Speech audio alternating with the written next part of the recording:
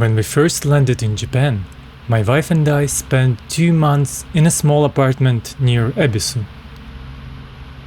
2 months isn't long, but it was the first place that was ours, where we started learning the country, mostly by walking out the door.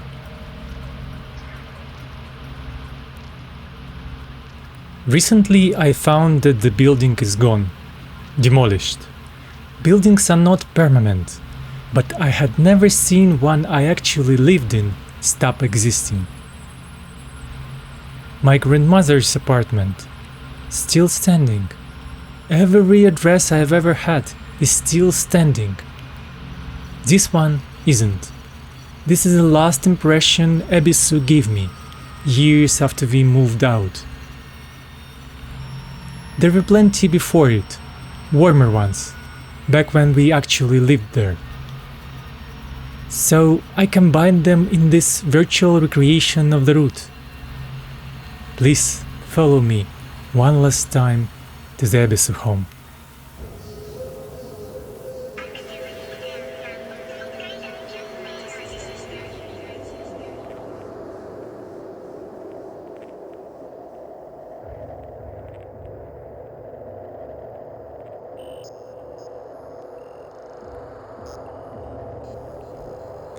Out of the Ebisu station, a few minutes down the road, a tofu place. We found it in those first weeks, a perfect source of protein. A tofu shop with its own bakery was new to me. They make everything on site every morning. And these donuts are still some of the best I've ever had. We do not live nearby anymore, but we still come back once a month.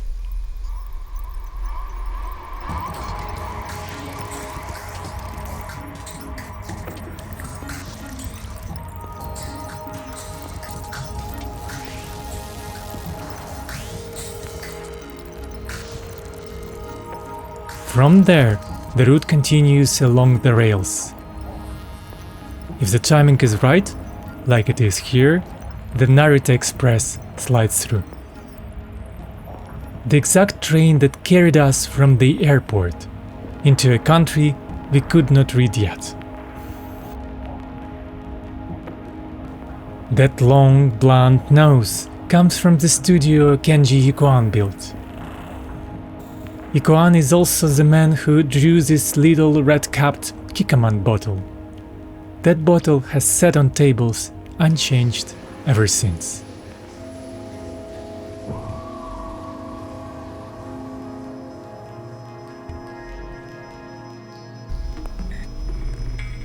Ahead, a 150-meter chimney, the Shibuya incineration plant.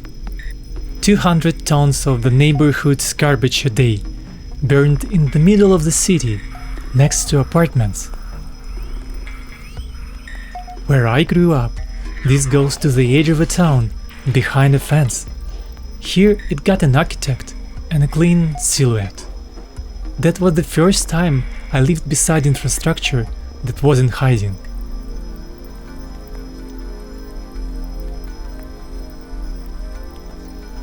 The road gets narrowed, and we slipped into a small alley, and immediately into a bigger street. Then through a canopy of trees. And shortly after, we climbed the footbridge over the tracks. This one is on its way out. A new crossing is under construction, with a big Shibuya sign on it. Half the letters weren't even mounted when I 3D scanned this, so I caught it just in time. The next person walking this route gets a different bridge, probably a better one.